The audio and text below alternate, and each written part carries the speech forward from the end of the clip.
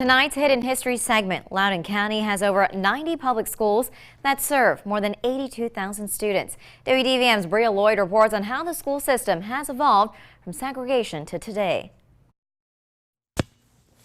From a young age, Brandon Grayson was interested in sports, and it all started at Banneker Elementary. I played football in high school and college, and loved every minute of it.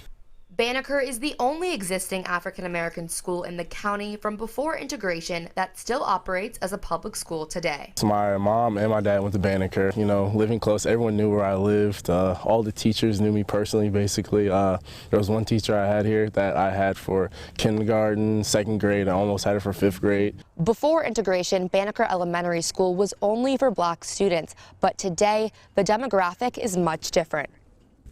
When I first came here, it was kind of awkward because I was the only black kid in my kindergarten class. Same thing with first grade, all the way through fifth grade. Like, there was just me. One other girl transferred into, she was black, and then for the most part, it was just me and her through the 5 years. According to Loudoun County Public Schools, 47% of the district students today are white, 22% Asian, 18% Hispanic, and 7% black. Banneker integrated in 1968, and some students remember when it was still segregated.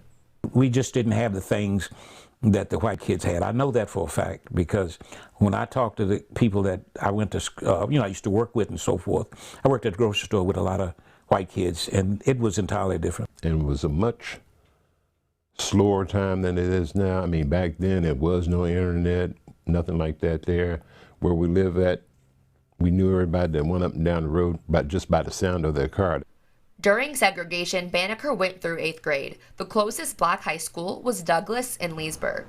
We were taught as a black students, we were expected to do good because we had to compete in life. Swither and Lloyd went to Douglas until 68 and then finished his last 2 years of high school at an integrated school, Loudoun Valley in Purcellville. I remember our principal, he called us off to the side because he said, a lot of y'all will be going to another school this year and it'll be integration, this, that, the other. I want you to be on your best behavior. The equipment and stuff you had was all hand-me-down at Douglas. When you went to Valley, you had new stuff you could use. You had new books coming in.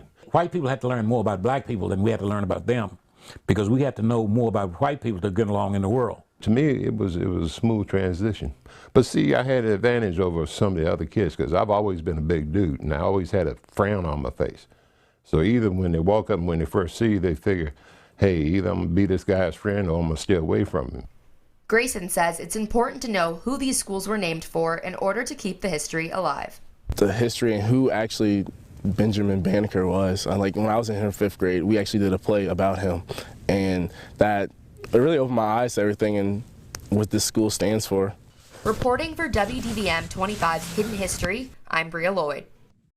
Thank you, Bria. Now, Douglas High School has an alumni association that is dedicated to awarding scholarships to descendants of alumni to help keep their legacy alive. Hidden History is presented by West Virginia University Potomac State College and P&G Tabler Station, Martinsburg.